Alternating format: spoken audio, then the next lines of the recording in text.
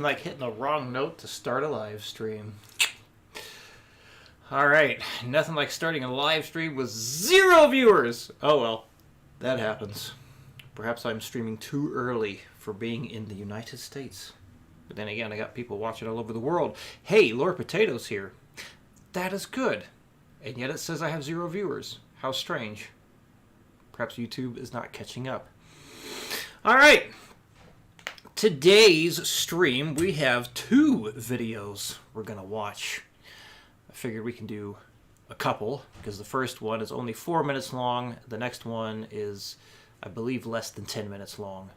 So, let's check out some stuff. Alright. The first video we're going to look at is called Memorize the Fretboard in 3 Minutes by Red Light Blue. I am unfamiliar with Red Light Blue. This is the first time watching this video. And pretty much I always do first time views and respond to things. So it's genuine. Joe, hello. Glad you can make it. Alright, so first thing I'm skeptical about. Hello, Joe Lou. Good to have you on. So the first thing I'm skeptical about is this idea of memorizing the entire fretboard in only 3 minutes. My first guess is going to be, here's a simple pattern you can use to navigate the fretboard quickly. I would say everyone has different memorization skills and abilities. So to just put a blanket 3-minute time limit, I'm already skeptical. Same thing with, like, you know, lose X amount of pounds or have a shredded 6-pack in, 3 weeks, or 10-minute abs and stuff like that. Well, the only way you could be shredded in 3 months is if you were already 3 months away from being shredded. So if you were already 3 minutes away from having the fretboard memorized, then yes, I suppose this video would work. But then again, I don't know. Let's find out. So I can't tell if this is a worried mouth or a mustache. What does YouTube think? What do the viewers think right now? I suppose I should have been talking with this scene picked. Oh well, I'll get the hang of this eventually. Or will I? James, thank you. Yes, mustache. Alright, here we go.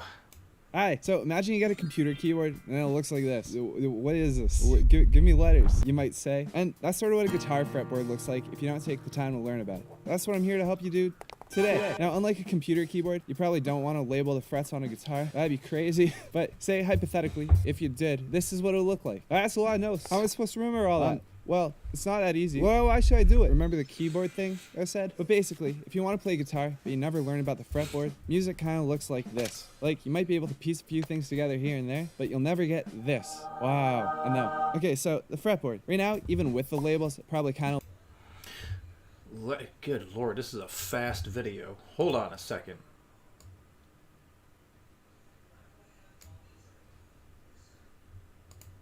That's a lot of notes. How am I supposed to remember all that? Well, it's not that easy. Well, why should I do it? Remember the keyboard thing I said? But basically, if you want to play guitar, but you never learn about the fretboard, music kind of looks like this. Like, you might be able to piece a few things together here and there, but you'll never get this. Wow, I know. Alright, here I go being skeptical. Oh, look! Wait! Let me go back. The mouth has appeared. It's pretty much underneath the mustache. Look at that. This is a very important part to recognize. Just the stick figure looks like a little kid to me. Why does the little kid have a mustache? Whatever. Anyway, all right. So this idea of if you know the notes on the fretboard, you'll have musical understanding. I do not agree with that. Just because you know what the notes are doesn't mean you understand music. In fact, there are plenty of people out there, I'd say, do not know the notes on the fretboard, and yet they have very good musical understanding because they just connect with the instrument, they resonate with the notes. So do you have to know the notes on the fretboard in order to have musical understanding? No. Do I believe it helps? Yes. Because, well, if I didn't think it would help, I wouldn't teach my students what the notes are on the fretboard. It can certainly help you navigate things more easily. You can find things more quickly. And it can help you have an understanding of music, but it is not necessary. I don't feel it's necessary. Okay, so the fretboard. Right now, even with the labels, it probably kind of looks like this. But to make it easier, let's just look at one string, the A string. So a few things here probably already look pretty familiar. That's the alphabet. Hopefully, you already have that memorized. If not, but in the language of music, those are called natural notes, which means they're not sharp or flat. However, you'll notice an empty fret following each letter. Those are sharp. Ouch. With the exception of between B and C and E and F. Why?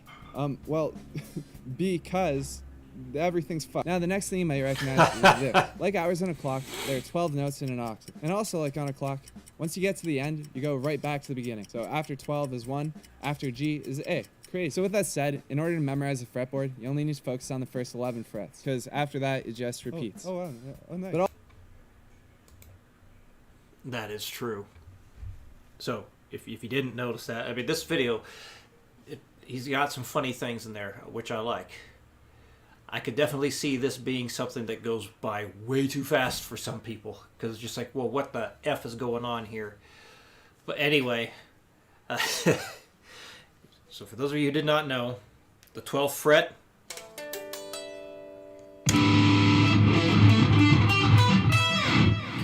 those are the same notes as your open strings. So your E string, the 12th fret, is also an E note. Open A string, 12th fret is also an A note. Open D string is also a D note on the 12th fret. And if you got 24 frets like this one, the notes happen again there. So that's an E, A, D, G, B, E again.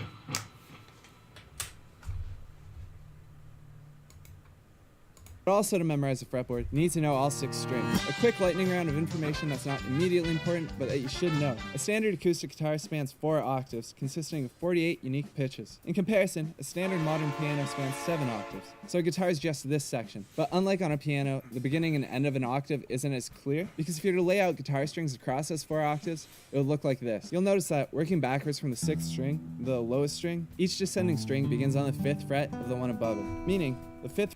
Did he just say each descending string? He said descending string. Is that what I heard? Ooh, I don't like that. Let me go back and see. Did he really say descending string? Isn't as clear, because if you were to lay out guitar strings across those 4 octaves, it would look like this. You'll notice that working backwards from the 6th string, the lowest string, each descending string begins on the 5th fret. It did sound like he said descending string. Maybe I'm hearing it wrong. And in the YouTube comments, Mr. James Cook just now said, well, from the view of the player, I guess. And that's true. It is. If you look at it that way, that's fair. But in terms of pitch, the way I was taught it, the way I always teach it is, if you're going this way on the strings, you are ascending. He also said the lowest string was that open E, that low open E. So if that's the lowest string, how can you descend to a higher one? Sure, if it's just the way you're looking at it, okay. But as I tell my students, we are working to be musicians, so we need to view things with our ears. So this is ascending. Even though you're doing a downstroke, it does seem like backwards and silly and ridiculous. But yeah, I feel it's best to always think in terms of pitch. So like when I ask someone to let's say take a chord and move things up a string, we're going up that way. So if we're doing something like 5, 7, 8, I say, now we're going to just move that pattern up a string. It would be like that. if we were on, say, the D string, we went 7, 9, 10. If you moved it up a string, it'd be up to the G string because it's higher in pitch.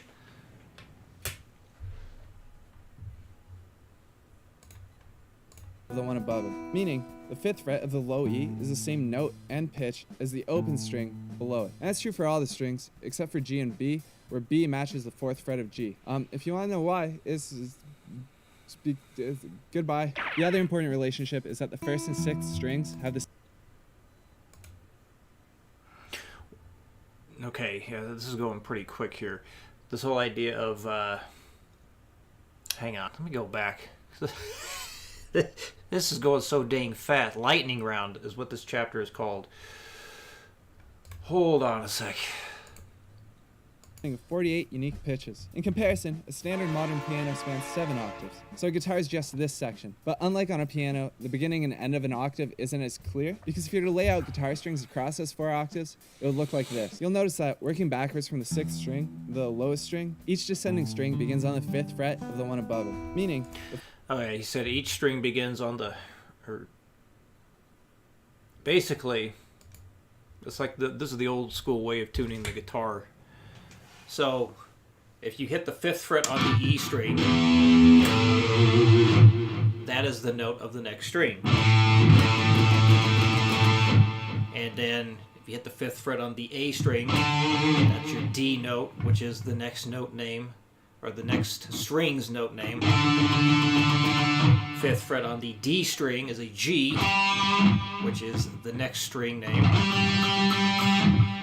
And then the 4th fret on the G string is the next note name, or B.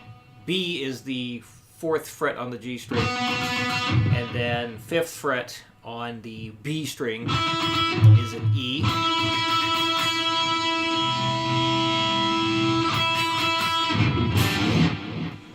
And the funny little thing in the video there about like, well, that's because, I don't know, kind of like, I looked it up.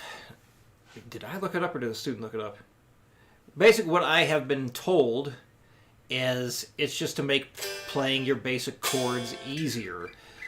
And like, that's just, I guess, through trial and error, how your standard tuned guitar came about. Because, like, if you did this chord here, it wouldn't work out so well if everything was tuned in fourths. We'll get into that later, perhaps. But yeah, basically E to A is a fourth, A to D is a fourth, D to G is a fourth, G to B is a third, B to E is a fourth. So, yes, it was just to make playing chords more easy. And that's that. I could be wrong, but that's what I was told. The 5th fret of the low E is the same note and pitch as the open string below it. And that's true for all the strings, except for G and B, where B matches the 4th fret of G. If you want to know why, goodbye. The other important relationship is that the 1st and 6th strings have the same notes on the same frets, just 2 octaves apart. So they're both E strings. You know, guitar. So going back to our note clock, if you want to find the same pitch on a different string, just count up or down 5 per string. So if you're to lay out all the notes on a fretboard, it'll look like this. So for example, if you want to play B on the 6th string, you can play the same B here on the 5th string. You know what I mean? Music is math. So at this point, hopefully you understand the fretboard, and with enough time, you can figure out which note corresponds with what fret. And if you can, then in a way, you've already memorized the fretboard. Congratulations. But to get the most out of your new skill, you're gonna have to be able to pick out and play notes instinctively. Where's A? Oh, wow. Too slow. The first step to be able to do that is to be able to recite these forwards and backwards. EAD, GBE, EBG, DAE. You know what I mean? If you can already do that, try reciting every second one, every third one, every fourth one. But a great practice exercise that you should do simultaneously with the guitar is to pick out a note, like for instance A, and then play that note on each string, up and down the guitar, just over and over to a metronome, because music. And then every day, do a different note. And once you can do every note easily, practice 2 notes, but like repetition is key. So with everything in mind, a common misconception made by guitarists, I'm guitarist, is that if you know the basics, everything will come naturally just from playing. And in my experience, that didn't happen, but a little conscious practice can go a really long way. Before you know it, you'll know every single note on the fretboard, like magic. But it's not magic, it's practice, so practice. And yeah, that's everything for today. Thanks for watching. Yeah, this is not telling anybody how to memorize the fretboard in 3 minutes. What? I need to go back and re-watch part of this because I think he goes over like a way to understand what the fucking notes are. No. Perhaps I understand I might be coming across as a complete asshole right now, but sorry, that this is not how to memorize the fretboard in 3 minutes. Even the way he just recommended practicing memorizing the notes is going to take far more than 3 minutes. No. Hold on a sec. What? Let's go back to this note clock. What the hell did he say? Strings. Guitar. So going back to our note clock, if you want to find the same pitch on a different string. If you want to find the same pitch on a different string,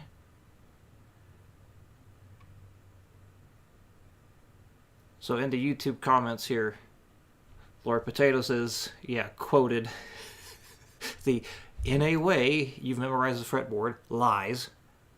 I agree. Mr. Joe says, I've known about moving 5 frets to find the same note for a long time, but I don't have the fretboard memorized. LOL. Yeah, so hang on. Let's go through this again here. I kind of want to just listen to it like slower because it goes so damn fast. Like, I get it. Like, let's make a quick, quirky video and like throw in some laughs. And it is entertaining. It's an entertaining video. I'll give them that. How informative and educational it is. There is some education in there. There is some stuff that's good and important to know. Like the names of your strings is a good place to start. Understanding that there is a whole step between every note except B and C and E and F. And I remember, or the way I help students remember that is BC because BC rich guitars, E and F because elephant. That's just what I say. So there we go. B and C, E and F. And there you go. But yeah, everything else has a whole step in between. And if you know the names of your strings, then you can use that information to fairly quickly navigate one note to the next. Anyway, what is this 5 fret trick he's saying? Guitar. So going back. All right, 0.75 speed. Back to our note clock. If you want to find the same pitch on a different string, just count up or down 5 per string. Count up or down 5 per string. Well, which is it? Is it always, do you just get to pick whatever you feel like? 5 what? 5 frets? Because he used B as an example, so let's move up here. So go 1, 2, 3, 4, 5. Hang on. Put this back. All right, so he said just move up or down 5. Up or down 5. Well, which is it? I remember he demonstrates using a B note here in a moment. So if I take this B note here on the low E string, 7th fret, go up a string, and then go down 5 frets, 1, 2, 3, 4, 5. Okay, that is a B note. But what if I went up? 1, 2, 3, 4, 5. Well, that's an A note there. So if I go up 5, you do not land on the same note. If you go down 5, yes, you do. But again, that's only between the E, A string, the A and D string, D and G string, but G to B, that won't work because of the tuning of the guitar, but B to E string, yes. So if you're to lay out all the notes on a fretboard, it looked like this. So for example, if you want to play B on the 6th string, you could play the same B here on the 5th string. You know what I mean? Music.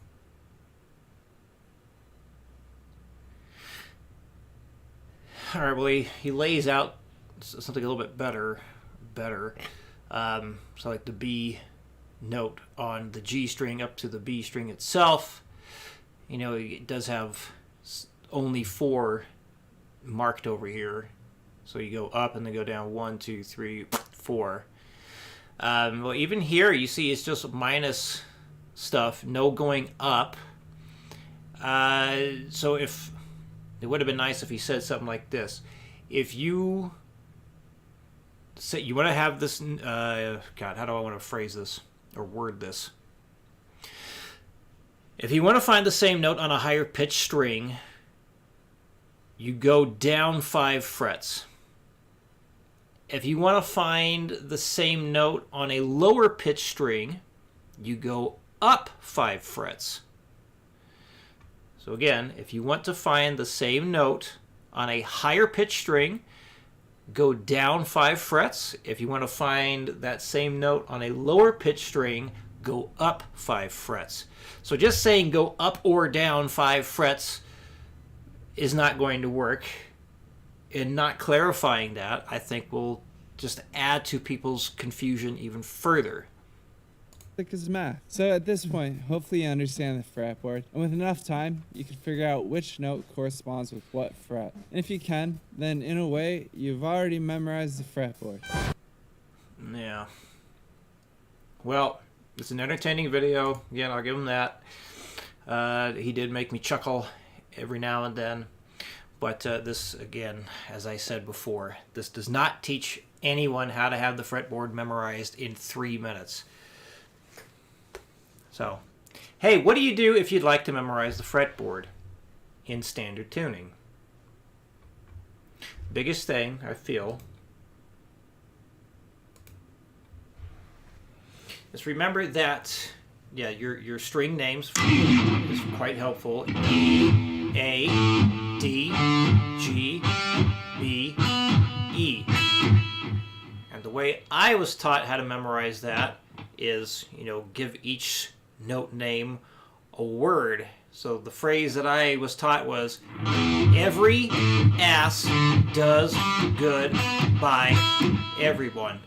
Every ass does good by everyone or everybody. And then remember what notes have a half step apart between, or half step between them. Basically meaning like no space between. So B, C, and E, F. So B and C, it's just 1 fret apart. So if you're on the 7th fret of the low E, go up a half step. 7 to 8, that's a half step.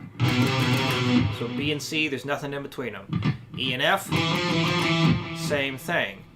So everything else has a whole step. So if we start on the low E, the next note up is a half step, so just add 1. So the first fret, that is your F. So E, F, whole step to G, whole step to A, whole step to B, half step to C, whole step to D, whole step to E. And then same thing for the other strings. Start with the A string, whole step to B, half step to C, whole step to D, whole step to E, half step to F, whole step to G, whole step to A. So my recommendation is learn the notes on at least the E and the A string, and then you can use octave shapes to quickly find other notes. So what helped me a lot was just learning Iron Maiden tabs and recognizing that the power chord names like A5, E5, G5, and so on, well, those chords all began with those notes. When A5, G5, F5, well, the A5 begins with an A, G5 begins with a G. So that helped me out a bunch. So I memorized the low E and A string pretty quick, again, by following a bunch of Iron Maiden tabs. Now, octave shapes. Back to the power chord. If you're using a 3-string power chord, the note you have with your index finger and pinky finger, if you're using 3 fingers, that's the same note. So if you're on the low E string, if you go up 2 strings and then 2 frets, you just found an octave. So again, from the low E string, if you go up 2 strings, up 2 frets, that's the octave. That also works starting on the A string. So if you're on the A string and you want to find a close octave of that, you go up 2 strings, up 2 frets. Now, if you're on the D string, it's a little different. Because here, remember the tuning of the guitar?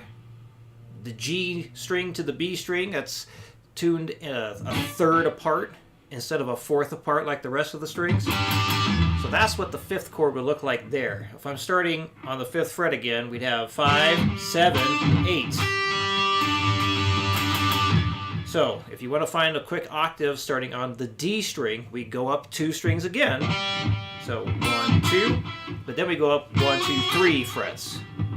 So starting on the D string, we go up 1, 2, and then 1, 2, 3. Same thing starting on the G string. That's how the 5th chord would look like that. Or let's reword that. Editor, help me. If we begin a 3-string power chord starting on the G string, it would look like this.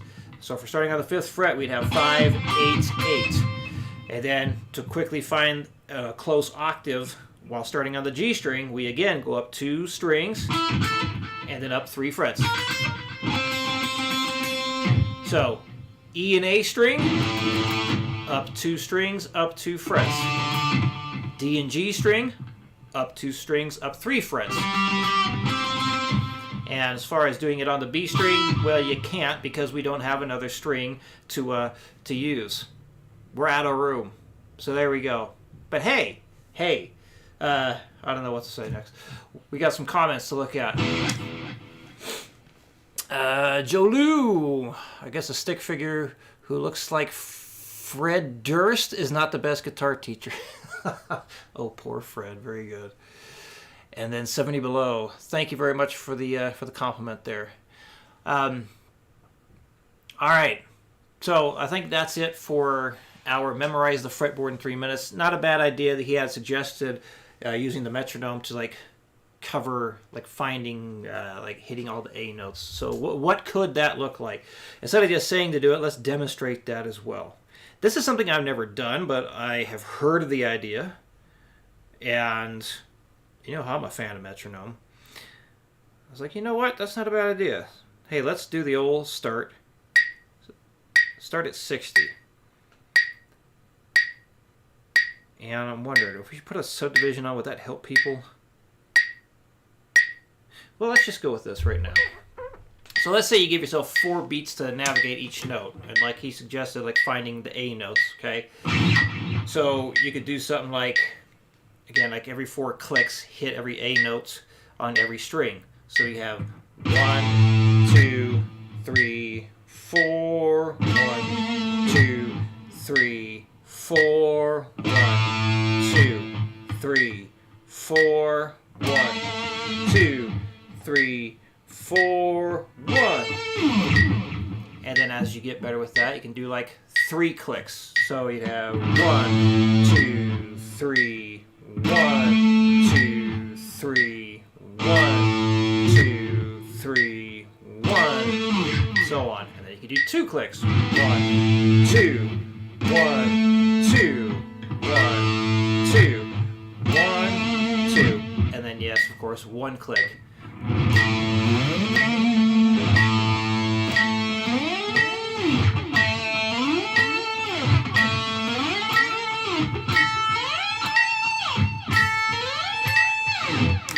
And there we go. All right, we're going to go on to the next video. We're going to watch and respond. Now, this one I'm quite curious about.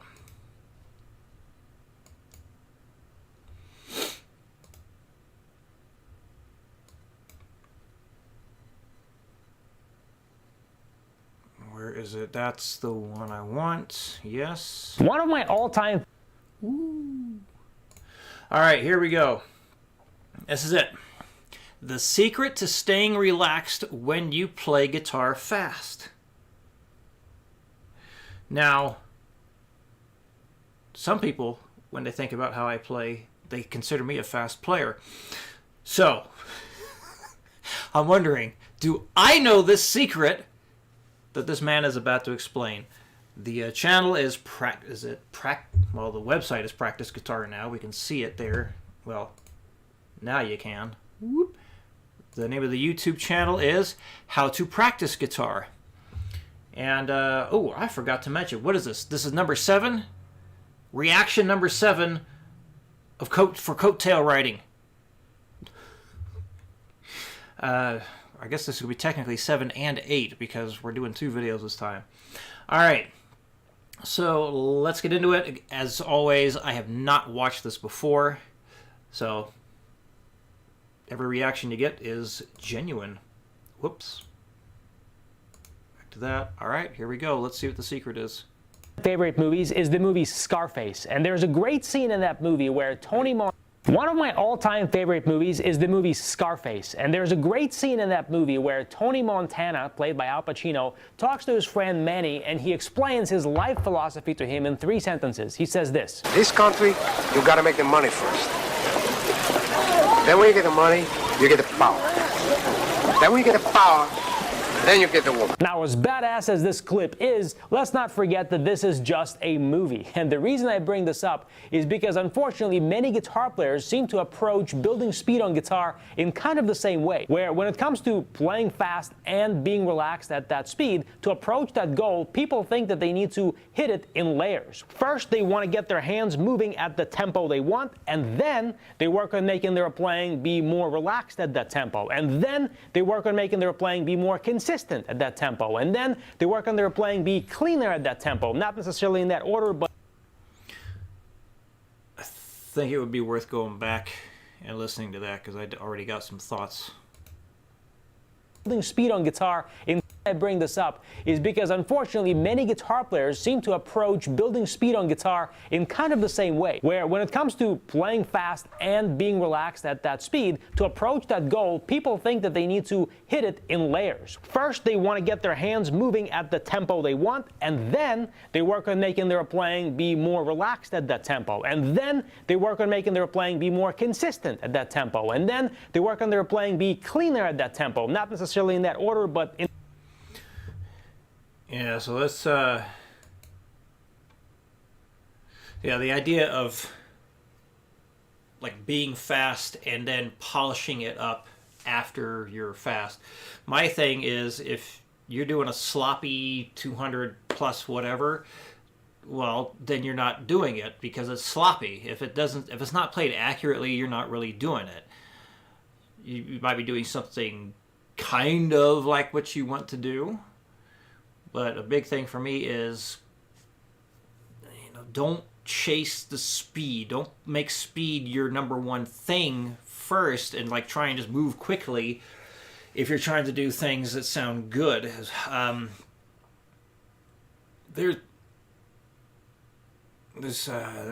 thinking of an argument against that right now. Anyway, for the most part, what I tell students now is chase the accuracy, not the speed. Speed is just a byproduct of being or playing accurately at faster and faster tempos. So the goal is to be accurate and then try being as accurate as you can at a faster tempo, so like gradually going faster and faster. So the argument against starting with the speed versus building up to it with accuracy is sometimes people do get stuck in kind of a rut, or they get in their own way and think they have to only move a certain way to go faster, such as only using a specific wrist motion. They stay away from any kind of elbow stuff. They don't experiment with trying different positions in terms of like how their elbow is, how their shoulder is, how their wrist is, like how they're going out away from the strings and things like that. So I do believe, or do agree, that there is some merit to just figuring out how to move quickly. Once you can figure out, like, okay, well, this feels good, moving quickly in this way. Like, I can, just do like a single string thing and figuring out, like, well, how can you move quickly in a way that feels good? Fretting hand, it really does feel different to me, getting the fretting hand moving quickly versus the picking hand. But even then, it's not a bad idea. Just like, drumming the fingers down. Because I know I got some students that have a very difficult time getting like legato going quickly.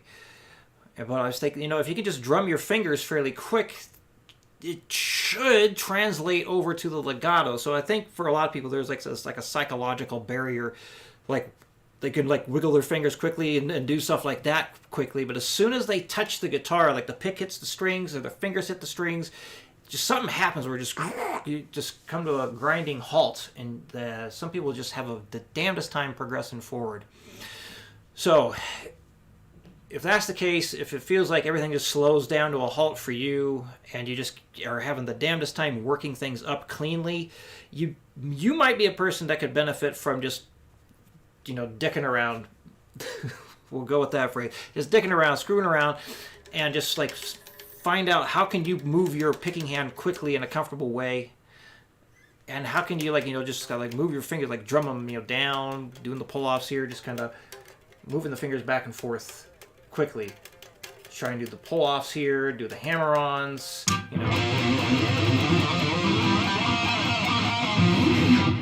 course, I'm not using the clicky sound really bad. So I just do all 4 fingers there.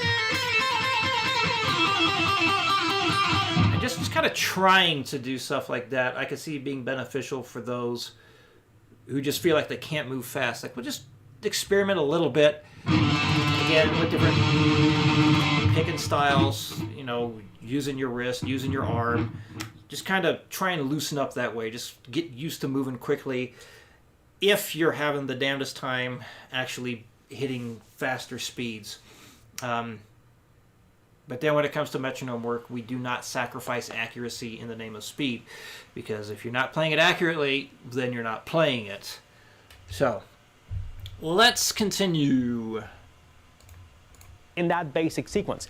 That is entirely the wrong approach. What you want to do instead is establish a foundation of your playing already being very relaxed, very consistent and reliable, very clean, and in time at a very slow speed.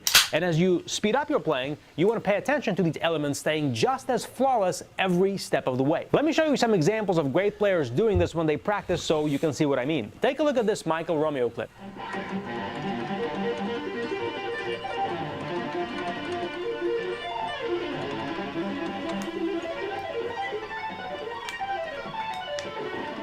Compare the fast clip you just saw with this clip that I'm going to show in a second of him playing it very, very slowly in comparison at 70 BPM. Check it out.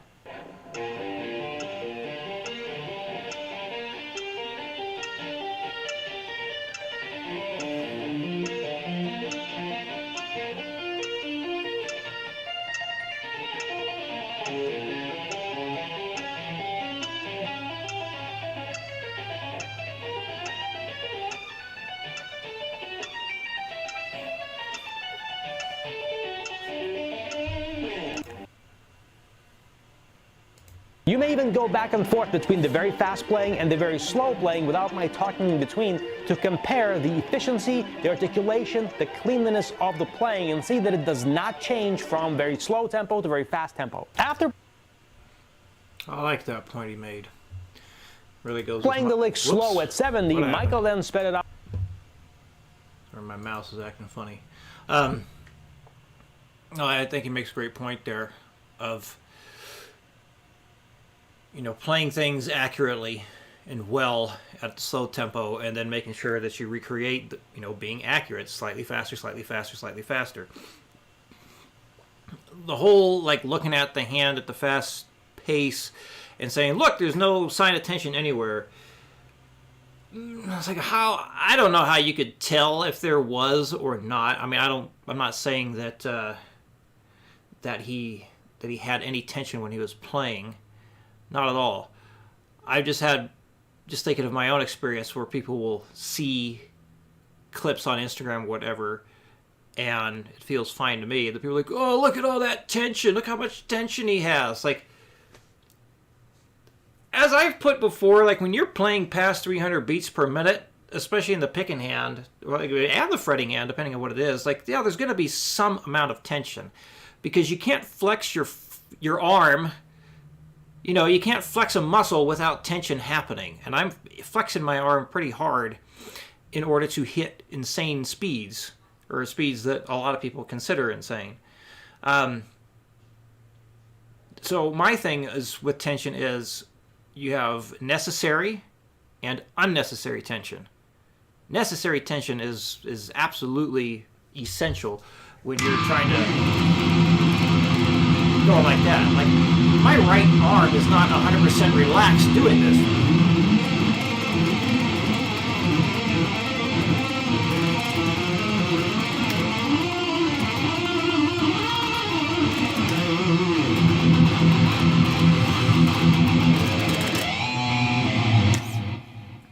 It doesn't mean there's anything wrong with that. Again, like, especially when you start pushing your endurance and you're trying to take your physical limitations to its max, tension will set in. But there's a big difference between necessary and unnecessary tension. Now, if I'm like playing something at this pace, I'm going like, and I'm like flexing the hell out of everything. Yeah, that's unnecessary. We don't want that kind of tension. That's ridiculous. We don't want that sort of thing. So, anyway, let's continue. He's got good stuff, good points to make. Up to 100, and once again, his playing looked just as relaxed, the notes sounded just as clean, as effortless, and as reliable and accurate as before.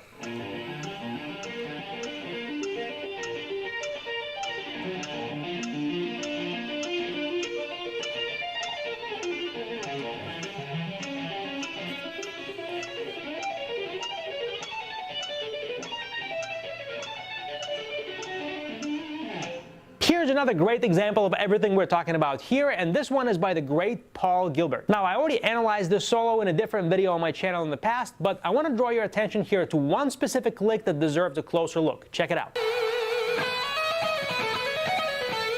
Now let's freeze frame and think this through. So first, look at how relaxed Paul's body is. Notice how his shoulders are relaxed. Notice how he's obviously not struggling or straining to play the lick at all. Now, notice also how he was really enjoying each note, even though the lick was played relatively slow. This is an important criteria that tells you if you're on the right track whether you're practicing or not. Even when you're playing slowly, each note should be enjoyable to play, to hear, and to feel. And I don't mean that in some abstract, woo-woo spiritual sense. I mean the feeling that you get when you hear licks or guitar playing that inspires you. You should feel that feeling, no matter if you're playing at 25% of your speed, 50, 75, or 100%. The feeling should always be there regardless of the tempo. If the feeling is not there, that's an indication, that's a red flag that something is off and you need to fix it. Either your playing feels harder than it should because you're too tense, or the hands are not totally in sync, the articulation isn't quite right, or whatever the case is, you got to get to the bottom of why you're not enjoying the sound of the notes, fix it, and that's going to move you in the right direction. But back to Paul. Notice how he plays it one more time, and then he begins to speed it up, and then he begins to speed it up even more a little bit later on.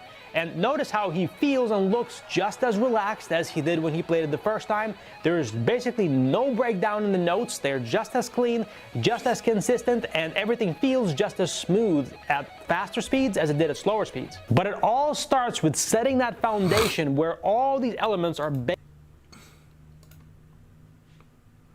Well, I'd also like to add, Lord Potato left a comment.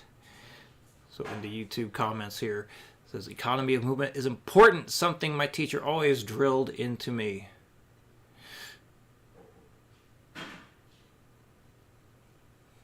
I feel like questioning that. What about well, here's why. Let's talk about this idea of economy of movement. So that could like lead into economy picking, which is something I'm not a big fan of if you're trying to play scale type runs as fast as you possibly can. Because just because there's less movement does not always mean you're going to have faster speed. Also, I've had some students, they try and pick so small that they basically just have their pick sitting on the string and then they can't even move. So I've actually advised some people, pick wider, make bigger motions to make sure you're completing everything. And then a lot of times that helps some people. And then with we just heard here about Paul Gilbert being very relaxed, going from slow to the fast tempos. He's also played that thing who knows how many times, thousands upon thousands of times most likely. So, you know, when you're doing stuff like that and you've done perfect practice with a specific lick thousands and thousands of times, you're going to have a much better chance of staying and looking relaxed while you do it, because it's just muscle memory at that point. You don't have to put in any effort. So I am very big on pushing yourself when you get up to higher speeds. Like, as long as everything sounds good, that's the most important part. To me, that's my approach. Argue all you want, that's fine. But if it sounds good, even if it feels kind of off at first, so what? As long as you're not experiencing any weird twinges of pain and like something feels like literally wrong with your body, you should be fine. Because you can't grow if you feel comfortable. You have to have some kind of discomfort or being out of your comfort zone in order to improve. If you're always staying comfortable, you will not improve. You have to get outside your comfort zone to some degree in order to make improvements. You have to. Got some comments to look at here. Peter says, learning Metallica, Disposable Heroes at the moment, and my form burns up after about 3 minutes at 80% speed.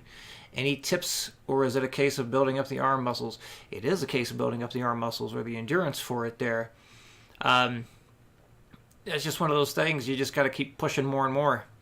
Like, if you can play through the whole thing at 80%, well, time to bump it up to 81%, then bump it up to 82%. Just like with training with weights, like a burn's going to happen. It doesn't necessarily mean something's wrong. Like, if it's just burning in the muscle because you're using it a lot, you're probably fine. But if something feels like damaging and like really wrong, usually you can tell like something feels wrong here. Then it's time to take a break or call it quits for a day or so. But if it's just straight up burning, because dude, I have that same kind of thing when I'm picking fast for a long period of time. And I've been doing this for over 20 years. So, yeah, if I wanted to improve my endurance for whatever, it would just be a matter of, like, going longer, doing it for a little bit longer speed. Doing it for a little longer duration, or even faster speeds there. So, yeah, it's the forearm burn playing something at the 80% speed. Yeah, you just gotta keep at it and try for the faster speed, and then try for faster speed. That's really it. You just gotta build up into it. More comments to read. Lord Potato, might be different from using a bow since I'm trying to apply violin stuff to guitar. Quite possibly, because I suck at violin and I can't. It's quite different for me. He always likened it to shredding guitarists who don't do crazy arm movements like he just showed. Yeah, I can't speak on violin. Two different animals, but similar-ish concepts. What you said makes sense, though. Yeah, I have no idea. Like, even like with like, people talking about their fingers fly away too much, or like they're always concerned that their pinky is going away too much. Well, my question is, like, well, can you get it back down in time to do what you want to do? If the answer is yes, who cares? Like, pinkies fly away often. There is stuff you can do to minimize it and improve it. Typically, the faster you go, your fingers aren't going to have much of a choice. If you hit those faster and faster speeds, your hand is naturally going to keep the fingers closer because you don't have a choice. You go too far away, then, fingers flying way out here. Well, yeah, that's just ridiculous. Like, always taking your hand way far away, that's definitely going to be detrimental. But, like, doing something like that right there, just looking at my pinky. Like, look, the ring finger's staying fairly close. The pinky just... it's going out further than anything else. So as long as you get back down, that's the most important part. That's back to the whole idea of my saying, as long as it sounds good, that's all that matters. More comments. Lord Potato says, haha, I can only play a few chords on guitar, but I'm here for moral support. Aww. Peter says, cheers, the burn feels good. If that makes sense, like working out. We'll keep pushing it. Good. Yeah, it is just like working out. I remember reading something, I can't remember his name, one of the guitar players for Slipknot talked about the same kind of thing. About it's just, yeah, just like being in the gym and just pushing it.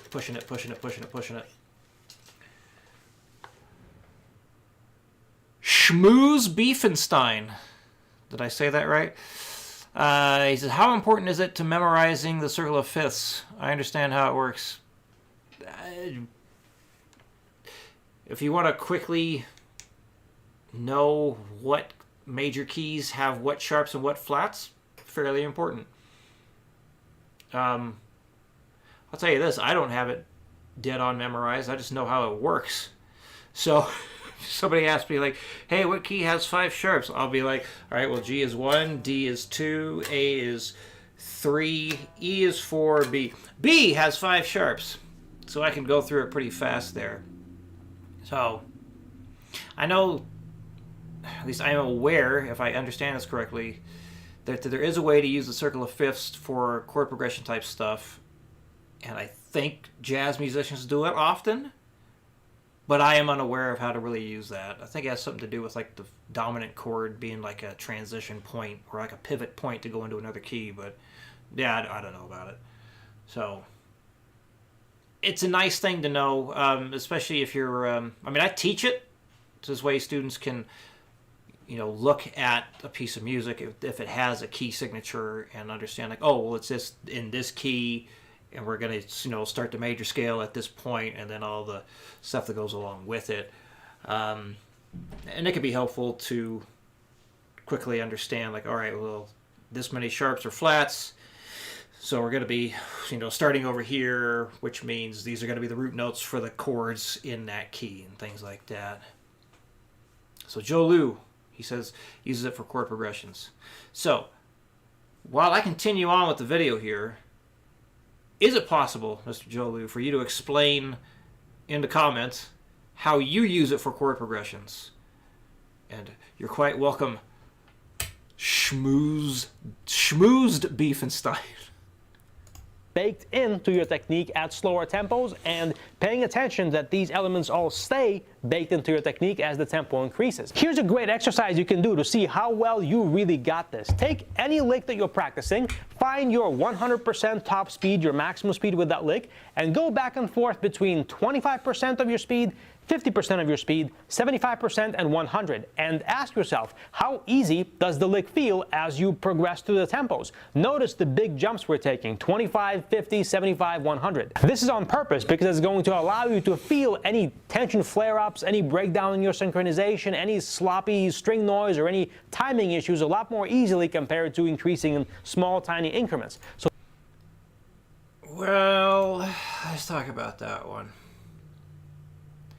I'll tell you this, some of the stuff that I write, or have written, or play, if I'm doing it at like 100%, some of the stuff I write, it's definitely pushing my capabilities. So of course if I do it at 50%, it's going to feel a hell of a lot easier. That's like, to me, I mean, maybe I'm taking this a bit too literal or whatever, but hey, that's part of the point of these reaction things, with like, you know, discuss some ideas and, you know, again, make a name for myself by using other people's popularity. Hey, that's what the fitness industry does, so I'm doing it for guitar. Fuck it. But like, all right, for example, like I'm fairly good at this riff now. That was not very good. I don't remember what tempo that's supposed to be at.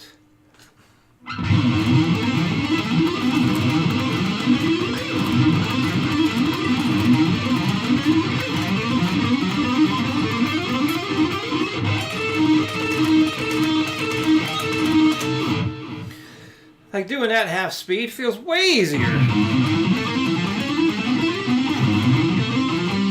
Now I'm forgetting what it is because it's so subconscious now.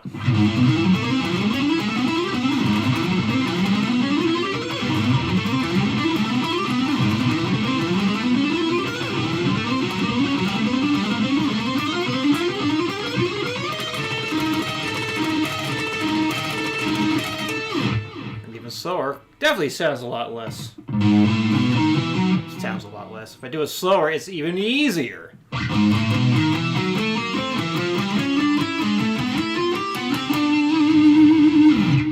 So yeah, this, like, just this idea that it should be just as easy full speed as half speed or 25% or 75%. I can't agree with that one, because if you are really pushing your physical and mental limits, it can't be as easy as 75 or 50% less. There's a lot of concentration has to go on when you are pushing your physical limits and mental limits. So to me, it's like it doesn't make sense that it would be the same ease every single tempo. Like, because if you're sick like me, you're trying to push yourself all the time, and it's more fun when I'm sitting there having to, you know, and feeling the muscles get tight and whatnot, because it just adds to the playing, I think. And I don't know that song, Peace in Mississippi. I do know who Sean Lane is, though. I know he does some wacky intervals and whatnot. Sounds nuts.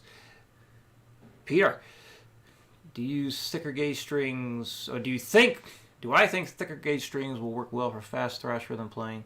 I feel like the string deflects less than with the thinner strings. Certainly a person-to-person kind of thing. Yeah, the thicker strings will move a lot less. I actually have fairly thin strings on here, like the high E string is a 9. I think the low is a 46. But with the tension on the guitar feels fine. So different guitars will also change the tension. Like say 9 gauge strings will feel different on a Fender versus this Monson here. So like the scale length will change that, because like where the strings are connected here versus to the bridge, that's going to make a difference in how the tension of the strings are going to feel. So that's one of those things, just experiment with it. And if you find that thicker gauge strings feel better for you, well, there you go.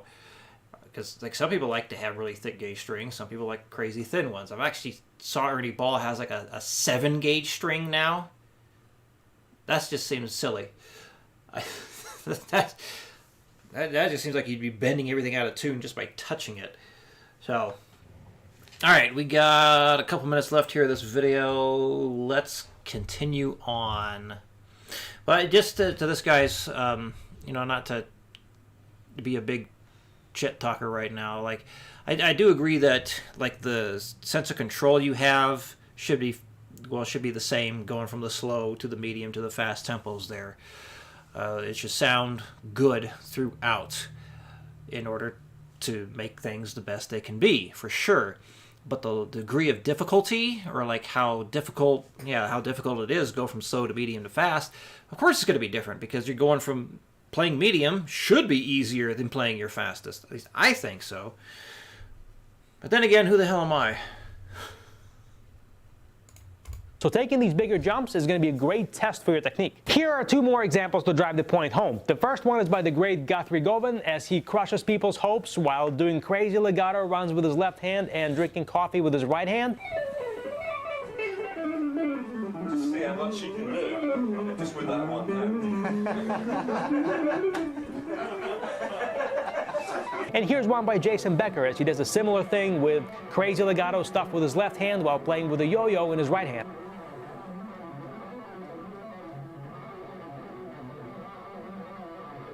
So your assignment, as you're watching your favorite players play fast, is to pay attention to how relaxed their body and their technique looks at higher tempos, so you can then apply that relaxation into your slower playing and build that foundation of flawless technique relaxation. And even more to how relaxed they look at slower tempos, since you can compare their slow playing to theirs, or your slow playing to theirs. Well, the whole thing about just doing legato stuff while drinking or playing with a yo, it's like, is it that difficult? If you're doing a bunch, here's the thing, like, when you're looking at players like that, yes, I do believe they are in the genetic elites for being able to do that stuff. So for one, you're talking about genetic elites. Most of us are not that, and that's okay. As I've stated in other videos, when people compare themselves to top-level shred guitar players or musicians of any sort, you are comparing yourself to top-level athletes, and most people cannot get there. And nor should you feel upset if you're not there. We should use a well, Govan had a fret wrap to mute things.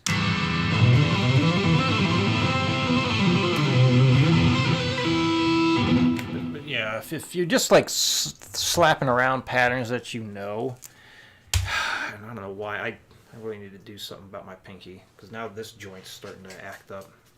That's very concerning.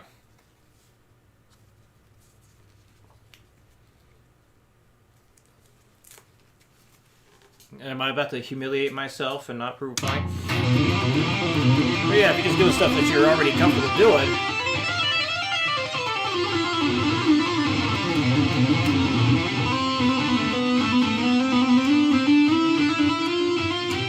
Oh, we got a porn bot!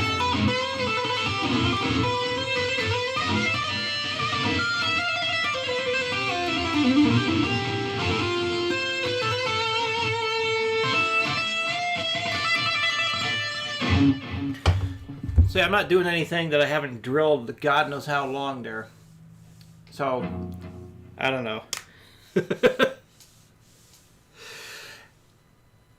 Oh, anyway, what do we have here? Alright, Joe Lou gave an answer or response as to how they use the circle of fifths for chord progressions.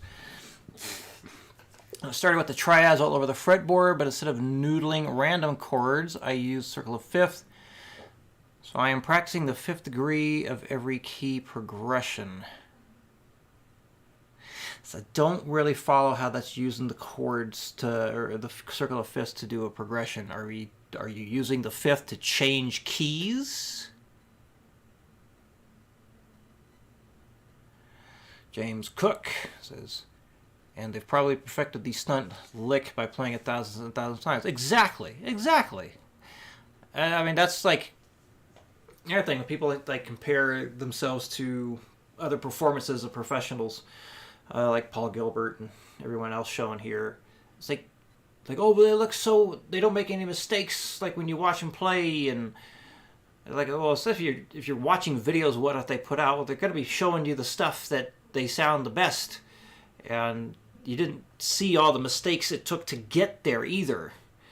That's one reason when I do practice stuff, I like to do live streams to show everybody, like, look, watch how many times I screw this all up.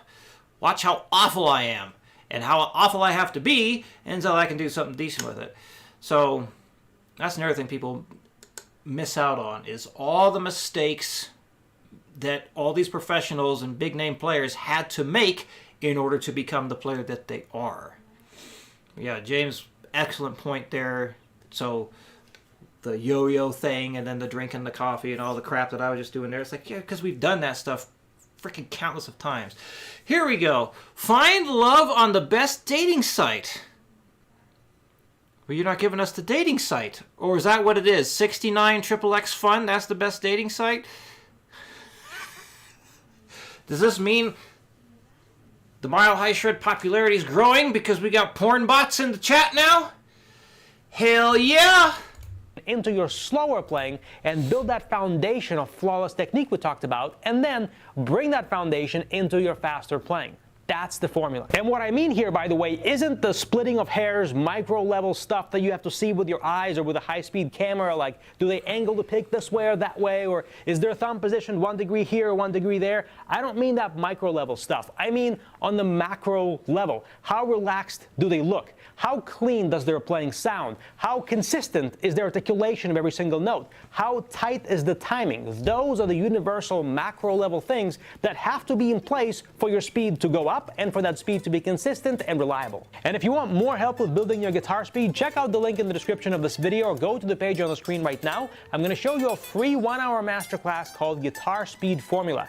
What it is a new way to build guitar speed without having to start slow and gradually build speed in small increments because, come on, that's a pretty boring way to practice. Now wait a minute. Wasn't he basically saying that's what you're supposed to do? Like start slow and make sure everything sounds good and then go faster and faster? I perhaps I am misunderstood. I don't get it. And more importantly, it doesn't work nearly as well as people tell you that it does. If you want to know a new way to build speed, check out the link, enter your email address, I'll send. Right. So going slow and gradually building up doesn't work as well as people say.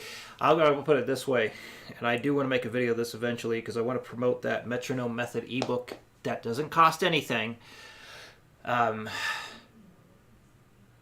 There are reasons why metronome practice won't work, and I've gone over it a little bit there. You know what? Let's do that. I need to take a bathroom break here real quick, and then let's get into the nitty-gritty,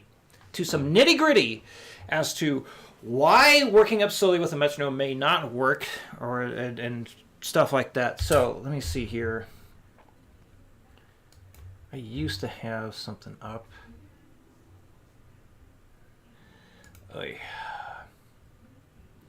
Let me add another text thing. Da-da-da-dum. Whoops, add existing one. There we go. Okay. Boom. Excellent. All right, like it says, bathroom break. Be right back. Oh, where's the camera? Bam.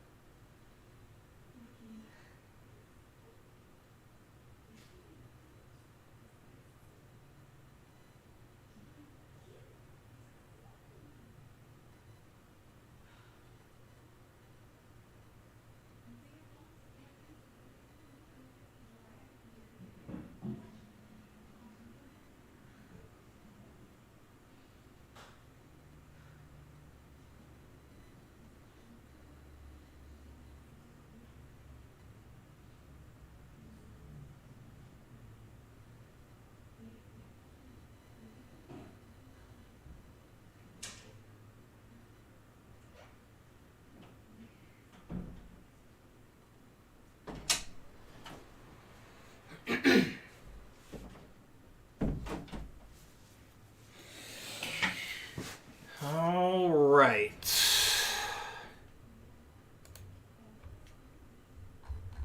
Turn that off. All right, so yeah, that's the end of the video we were just now watching. Let's get into this whole building things up slowly with the metronome to get faster. I'll say this, like, I don't know how we can argue against this, but maybe somebody could. But if I didn't do all the metronome work I did, my guitar teacher taught me. Eric Morrison is his name. His school is Sac Valley Guitar. So anyone in the Sacramento area, you want in-person lessons, look that guy up. Sac Valley Guitar. He's the one that taught me how to get stupidly fast. Peter says, I've watched a few of this guy's videos before and not found them very helpful for me personally. Well, there you go. That's a shame.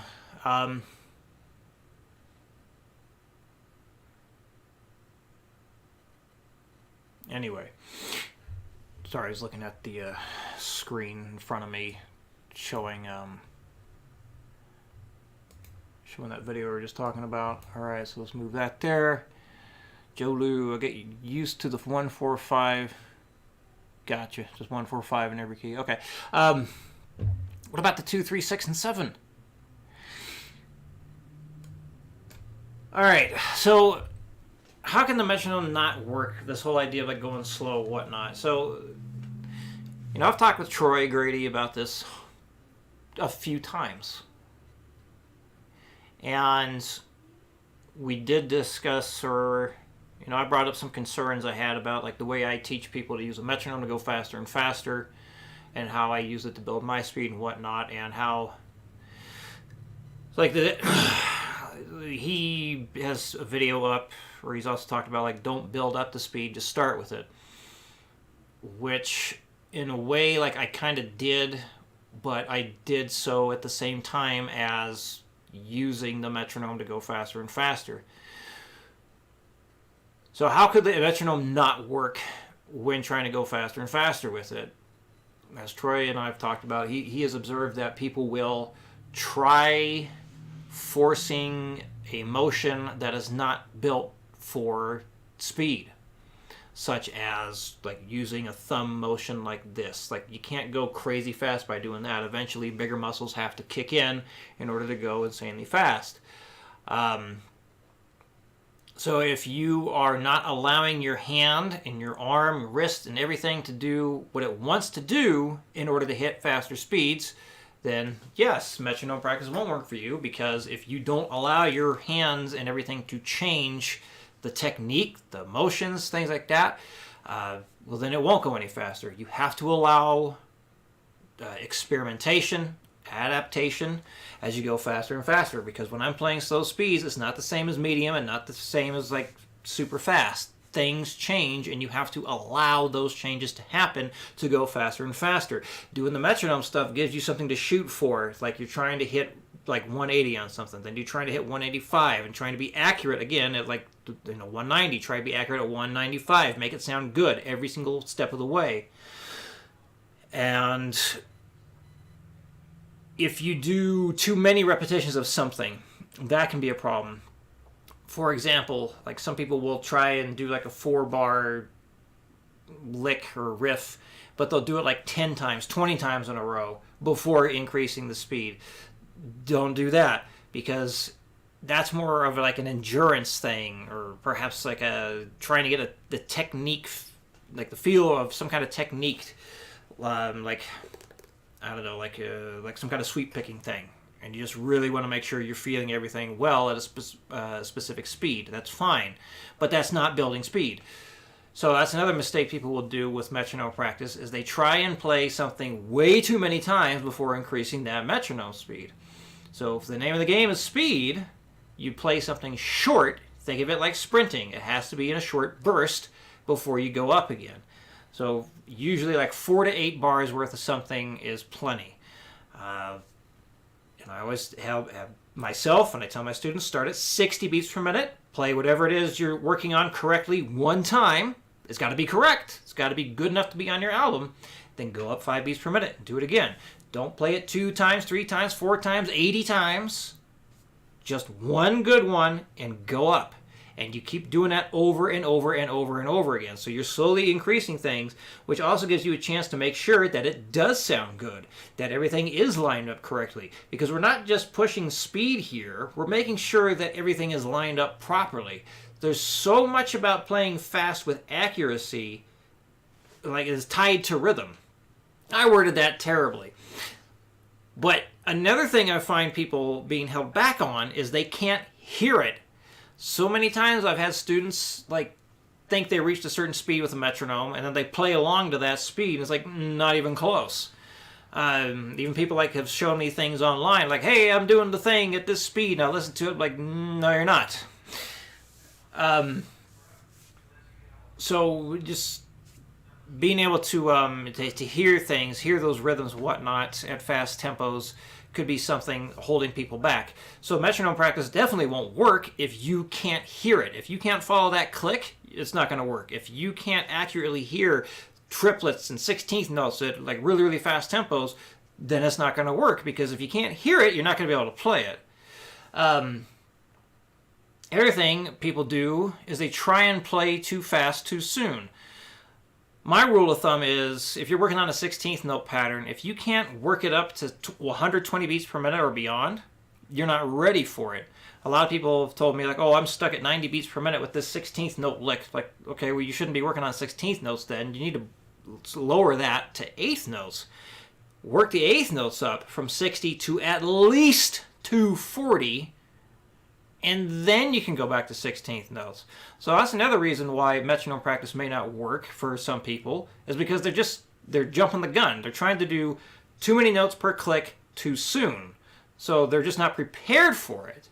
Let me see. G. Austinus. I don't know if I'm pronouncing that right.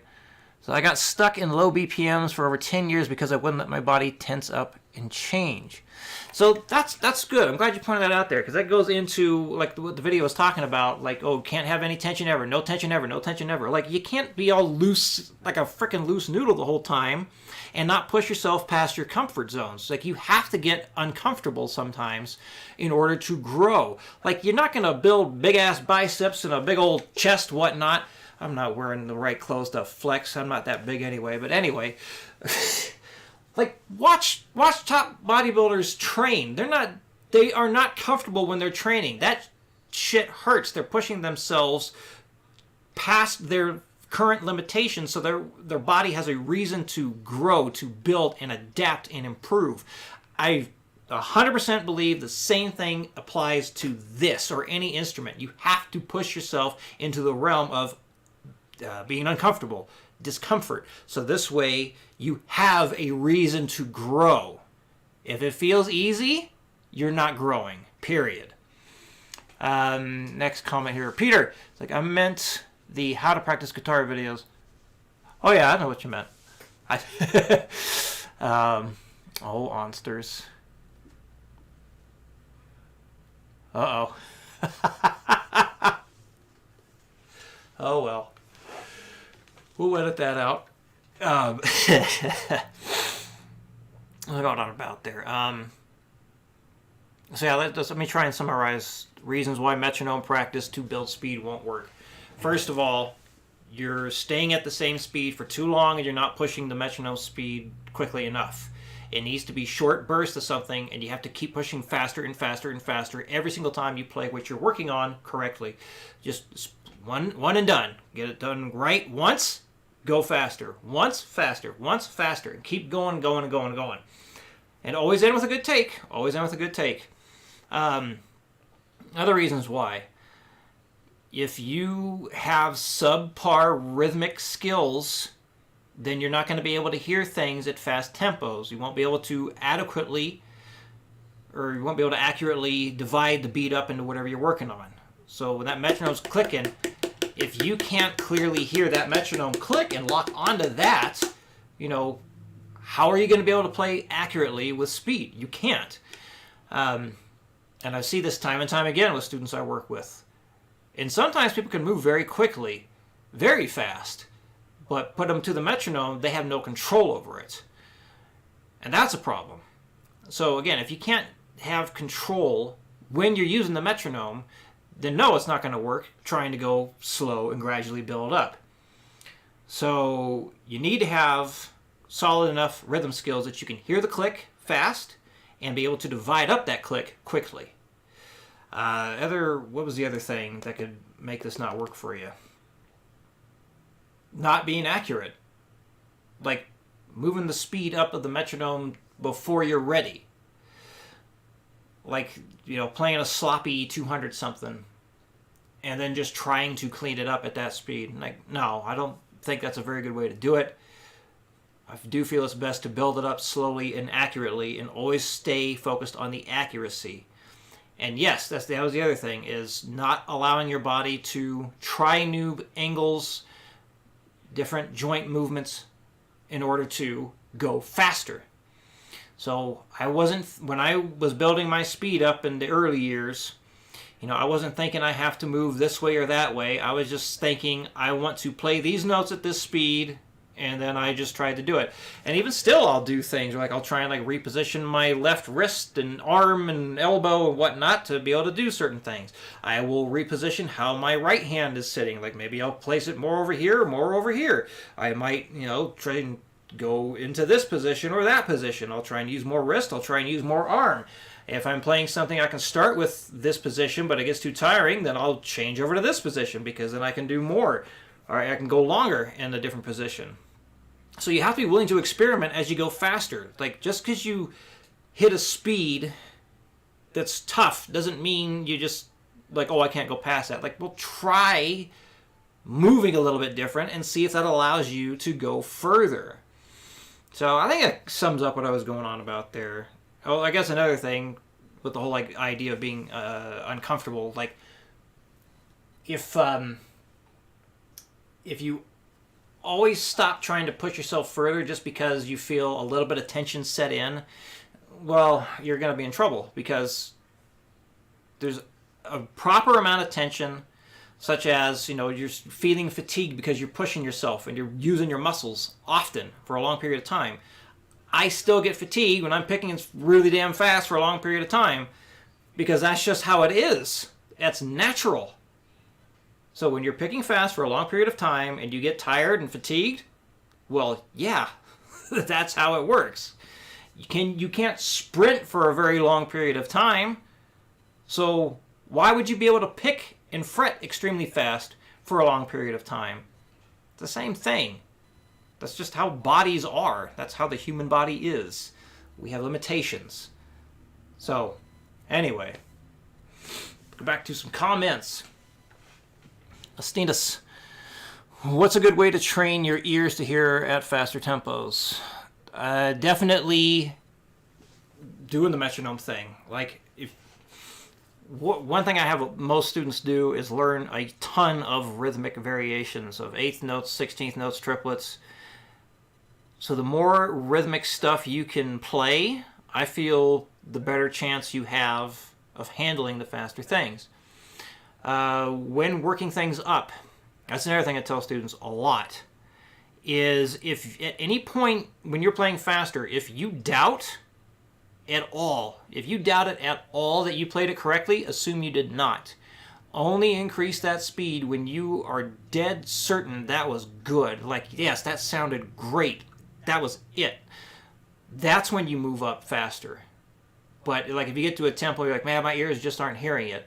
Don't move on. Don't go any faster. Maybe back the metronome down like 5, 10, or even 20 beats per minute. And whatever it is you're working on, then you start doing higher repetitions. Then try playing it for like a minute straight, just over and over and over again at that tempo that you can hear properly, but almost can't. So this way you get your ear used to hearing things at a faster tempo, and then that's worked out with quite a few students. Like they'll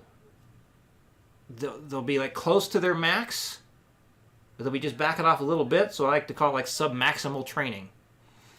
So they're doing like high repetition stuff where it's close to their ear's breakdown point.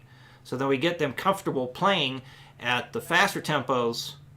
So now they're going to be better prepared to handle faster tempos after drilling things at a long period of time where it's close to their breaking point, but still in control. Let's see. James Cook. Play the other way, righty-lefty, and try playing anything fast. You'll see why you need to start things slow. Build control slowly. One of these days, when I can afford the time, what I plan on doing is getting a left-handed guitar and basically teach myself how to go left-handed and like take everything that I'm teaching everybody, all the stuff that I talk about, and I'll say, all right, let's apply it to the other hands and let's see what I can do with it. Nick Belcher, working on my ear helped a lot with speed. I believe it. Often when trying gallops at higher tempos, I would actually play triplet patterns, 3 evenly spaced notes, rather than 2 semiquavers and a quaver. Good. Good, yeah, working on the ear, making sure that you hear rhythms properly. That's good, very good. And Peter, I heard a method for building down picking where you play a moderately comfortable speed for 3 minutes straight for endurance. Does that sound like a good method to you? Only if it feels like you're being pushed past your comfort zone. So when you say moderately comfortable, it should not feel as comfortable by the end of those 3 minutes as the start. Like, it needs to be, again, this is down, just for building down, picking any kind of endurance. Okay, so just picking endurance. I mean, it can. I rarely ever are you going to be picking non-stop downstrokes for 3 minutes straight. Like, even a Master of Puppets is the song people talk about all the time when it comes to downstrokes. You know, that's the downstroke test, playing Master of Puppets. Well, there's breaks in the picking there, too. Like, it's not constantly down picks. There are breaks in there. So, I personally wouldn't go for 3 minutes straight. Just a minute. I think a minute would be fine. Because, and the other thing is, like, you can certainly go too far with this sort of thing as well. Like, playing too long or trying too hard for too often. So just like with the gym, it needs to be intense and it needs to be short. So, like the phrase, even though I'm not a big fan of Athlean X anymore, I used to be, but one thing I do agree with him still is you can train hard or you can train long, but you can't do both. So when it comes to like really pushing endurance or speed, it does need to be intense. Like, it has to be intense or else your body has no reason to adapt. So that's like I recommend students like 30 to 45 minutes is probably plenty per day when it comes to like really pushing yourself. And even then, that's more mental than it is physical. So if you're going to be like truly trying to push your endurance there, like doing like for a minute straight, and then, you know, give yourself a minute break. Do a minute straight, give yourself a minute break. You know, give your body a chance to recover. It's like going in between sets. You know, you do, you know, heavy is relative, but, you know, you just do like, you know, bench press. You know, it's a hard set. You know, that last rep was an all-out grinder. It was very difficult to do, right? Well, you can't just wait 30 seconds and go again. You need to wait like 1-2 minutes before you go again. So same thing with pushing yourself on guitar. Like, give yourself some time to recover between each set of endurance stuff there. So like a minute on, a minute off would be totally fine. You'll have to experiment with how long you need to rest because everyone's going to recover different. Let's see. Nick Belcher says, what's your opinion on biological limitations of speed for specific players? Do you think you need to have a certain biology to play above certain tempos, like with elite athletes? Absolutely. Absolutely. So yeah, I got a video out on something like what it takes to be a shred guitar player, and there's a whole section about that. I think most people will never be able to play 16th notes over 300 beats per minute. A good amount of people can certainly hit 200 or more, but even then, that could be a challenge. So, and it also depends, are we just like talking about, you know, just picking speed? Are we talking about fretting speed? Are we talking about synchronizing the two of them? So, one thing Troy Grady found is like 180 beats per minute for 16th note runs is like the average shred guitar speed. Because it's beyond just being able to move that quick, it's also being able to hear things that quick. Yeah, just picking speed.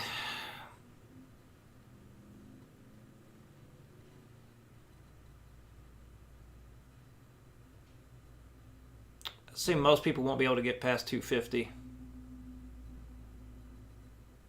Like, if you're hitting 250, that's pretty damn good. That's way above average. especially with accuracy, picking accurately at 250, that's way above average. Most people will never do that.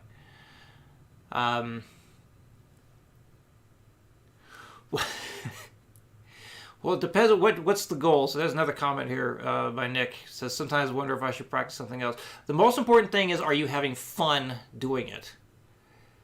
And you can always, compare yourself to yourself, which is something I had to learn to do when it came to, bodybuilding, weightlifting. Like, I'm never going to be as big as I wanted to be. But I can still improve. I still am stronger than the average guy who doesn't train. Probably stronger than the average guy that does train. But I've been doing it for a long time. But I'm never going to be an elite lifter. I'm never going to be an elite bodybuilder. It's just not in the genetic cards for me. It's not going to happen. I don't like saying it because I feel weird about it. But I know I am genetically gifted to play stupid fucking fast. Like, I hit speeds and was able to understand things much faster than most people when I first started playing guitar. Like, I'm not saying that to brag. I hate bragging. I feel like an asshole. But it is true. Like, I'm able to do things in less time with this instrument than most people can. But it's, it doesn't mean others shouldn't try to do better. Like, when it comes to those kinds of speeds, I mean, most people aren't going to want to be playing those kinds of things anyway. Even like a lot of my stuff is not, very rarely in my own music am I playing things at above average speeds. Some stuff, sure, but it's not like constantly doing that stuff. I just kind of sprinkle it in where I think it sounds good and it feels right. So, yeah. As long as you're having fun with the instrument and you're comparing yourself to yourself instead of elite players, I think you'll be okay. As long as you're having fun. And there's plenty of stuff I can't do on this instrument. And I see things that people can do. I'm like, that's pretty damn cool. I can't do that. Have I put in the practice time for it? Maybe. But, there's only so much you can do. That's another thing about elite players. You're hearing what they liked playing, and they did it an insane amount of times. So every elite player out there can't play every single thing better than everybody else. They're very good at what they do. They have that group of things that they play, and then another player has that group of things they play, and then, So, hey, we've had some good conversation in here. Fantastic. Well, I think it's about time to start wrapping things up. But because we've had some great comments today, I'm going to hang around for a moment, see if anyone else has any questions or comments.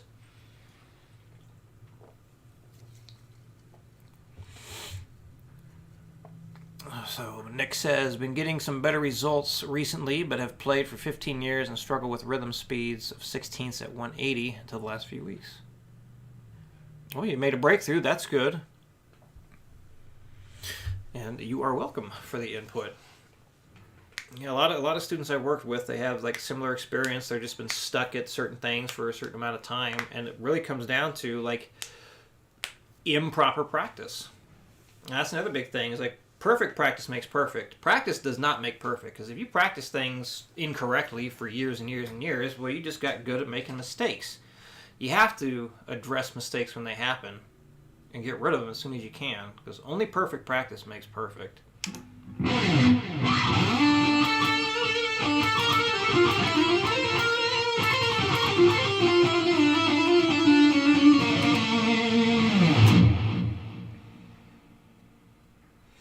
Peter asked, what inspired your crazy raining blood video? Insane speeds. Well, I thought it would be neat to do. I mean, Slayer is my gateway band into the extreme metal genres. And then after a few years of playing, that's just one thing I used to do. It's just like a death metal version of that, just to have fun picking fast. Could say show off picking fast. So yeah, I just wanted to see how that would go in a video. Unfortunately, it never went viral, but you know, most things I do not go viral. Ostina says, I've come to realize I don't think I will ever hit ultra-fast BPMs, but focus on theory and phrasing has made guitar fun again. Well, it's good you found something that's making guitar fun for you. I do believe like anyone can make improvements on what speed, well, not anyone. Most people can make improvements on speeds they're going. In terms of like ultra-fast, like yeah, like 220 plus beats per minute, that stuff again getting in that ultra-fast range. A lot of times, you know, sometimes people can be just a lot of self-doubt and wonder if they're actually doing things right. Because I've worked with a few people that they actually are crazy good. Like some guys, you know, they're just, you know, just playing stuff like that after only 6 months. They're like, oh, that's all I can do, and like I'm never gonna get to this person and that person's thing. I'm like, what are you talking about? You're way ahead of the game. No, I suck. And it's like, man, I don't know what to tell you. Because if you think that sucks, you're unfortunately a lost cause. Because most people aren't going to be playing things like that at 6 months. That's insanely good if you're doing crazy stuff like that already.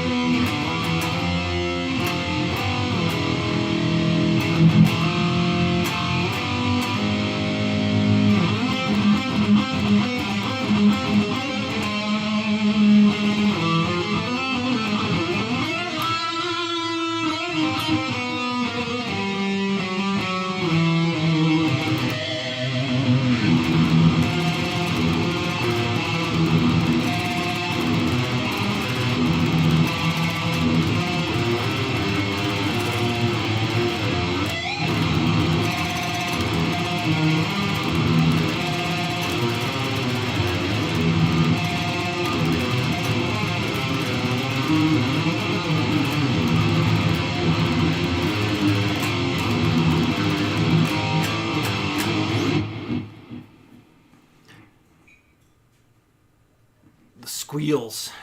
All right, pinch harmonics. Try and get close up here.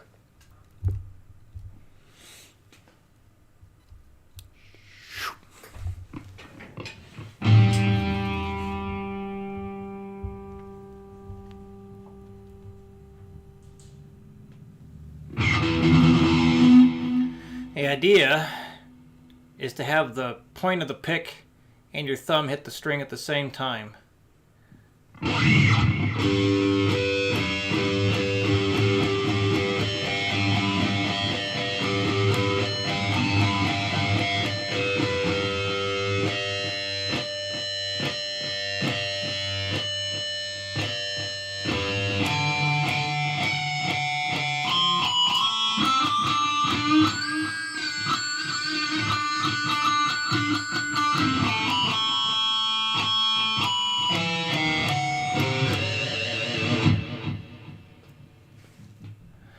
And this is a weird technique to get used to. I can't always hit a pinch when I want to either. Like the different strings can change how it feels. Different frets can also change how it feels. That low E string on the 3rd fret, you can usually get it pretty well.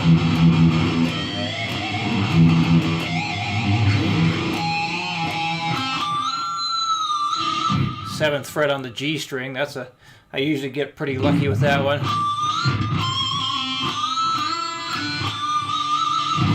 Throwing in vibrato with the pinch harmonic makes it sound a heck of a lot better too. Making sure you got high enough gain. You know, lots of distortion is very helpful with that. Because if it's really like gain, it may not sound so good.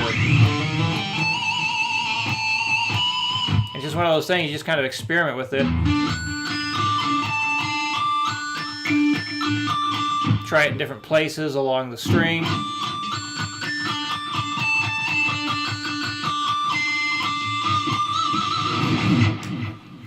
So yeah, it takes some experimentation to really get used to it. I remember when I was taught how to do that, I spent like an hour straight in my room just trying pinch after pinch after pinch until I started getting more comfortable. And every time I would get it, I was like, oh, I did it! It was always like a nice little magic moment. So, Astina says, most of the music I play is around 180, 200 beats per minute. I find doing the chugging stuff really easy. Just struggle with the 16ths around that tempo for lead stuff. Well, what have you done to try getting comfortable with that sort of thing?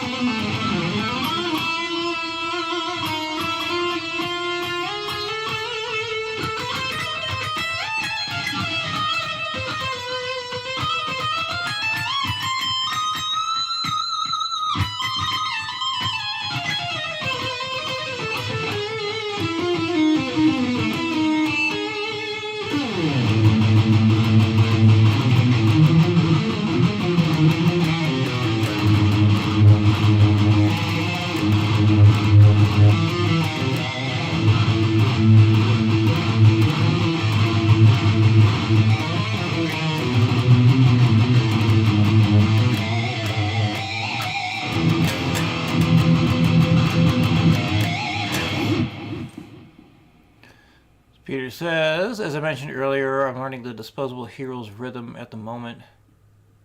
Would you say those fast rhythms, it's an elbow or wrist motion? Well, let me look it up real quick, and then, yeah, let's probably call the stream after this point. I will say this. It's going to depend on who you are.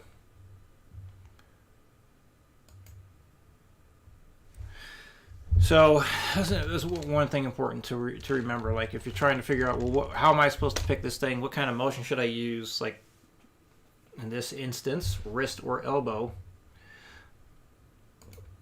Try it. Which one allows you to do it?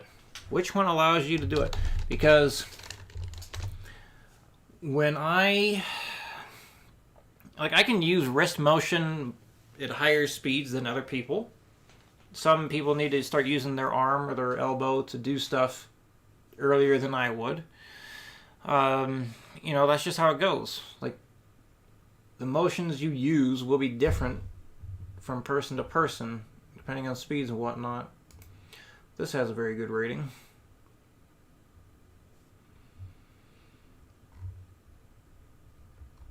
That is...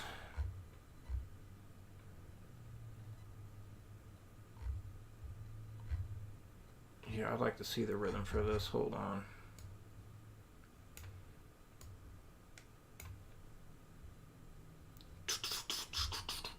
Download.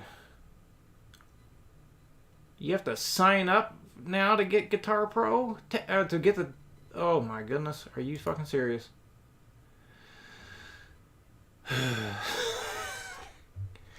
Damn it. I want to sign up for anything. When did they change this? Do I have an account with Ultimate Guitar?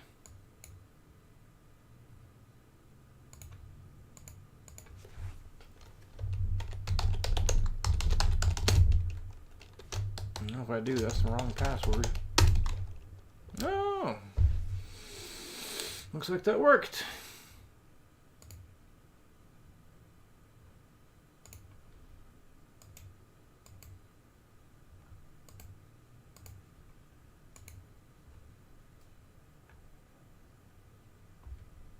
Oh wow, you know, it looks a heck of a lot different than what I was just looking at. So it's at 102.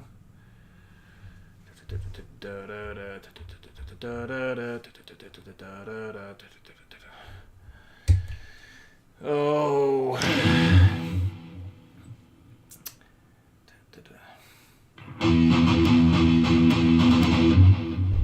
hate it when they do it this way. Just make it 16ths for fuck's sake, make it easier to read. Hold on a second. I'm just changing some things around here because I don't know it off the top of my head.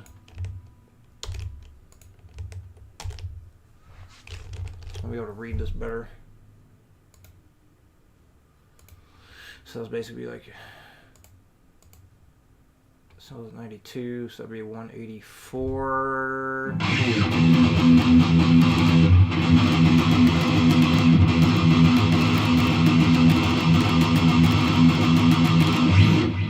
assume that's the rhythm we're talking about.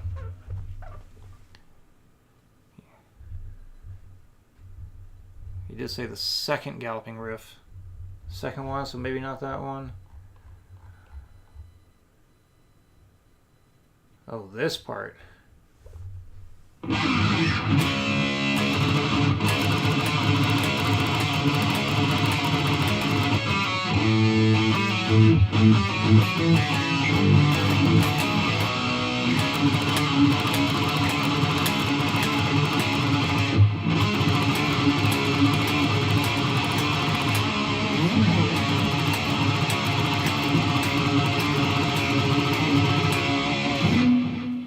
Tempo is, we'll say 184 beats per minute. I'm not going to count that as 92.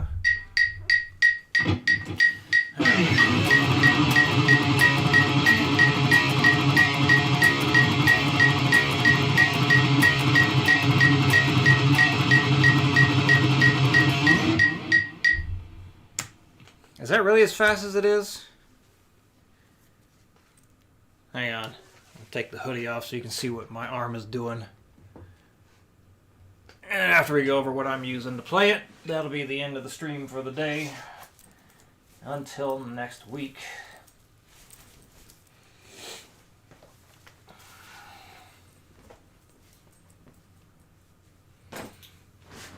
Alright. So when I'm doing this, I don't need to use a lot of arm, or I'm not doing the elbow stuff.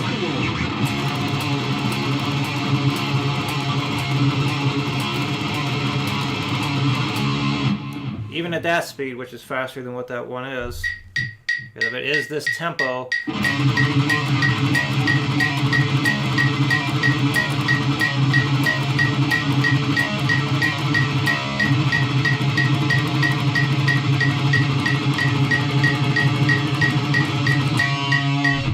basically just doing this.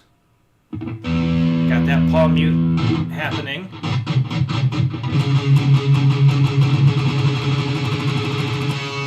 It's kind of doing that kind of motion there. So my arm and like wrist, what the heck you want to call it, like the whole supination pronation thing.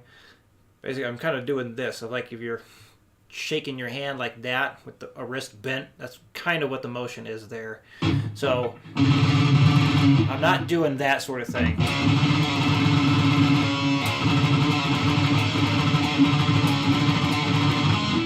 Doesn't mean you can't do it. If that's what you need to do to play it, do it.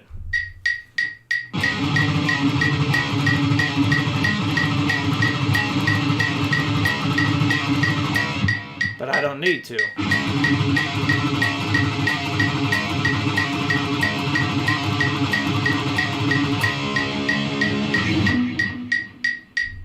I also think the palm mutes sound better that way too. So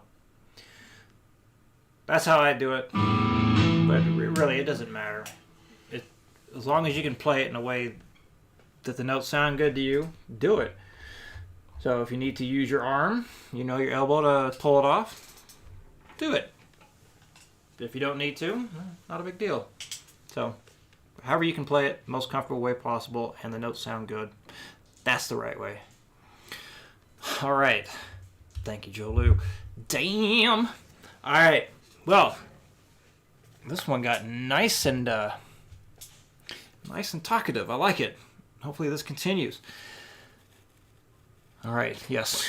Push indeed. And everything that you can try doing if you haven't yet. Break these things down into pieces. Sorry, I'm sounding gross. But like that specific riff right there, let's put it this way. If you can't do, let's say, work up just this amount right here.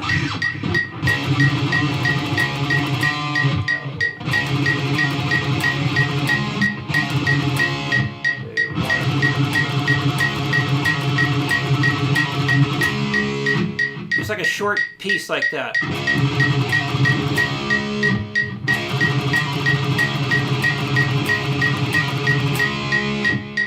Just something short like that. Work that up past the speed of the song. I'm looking at this guitar profile here. They have it marked as like 16th notes and 32nd notes at 92 beats per minute. Practice it as 8th notes and 16ths at, work it up to the 184. Not 30-second notes. There's no need to play this thinking of it as 30-second notes. I mean, that sounds like that's a fast tempo. Feeling it like that versus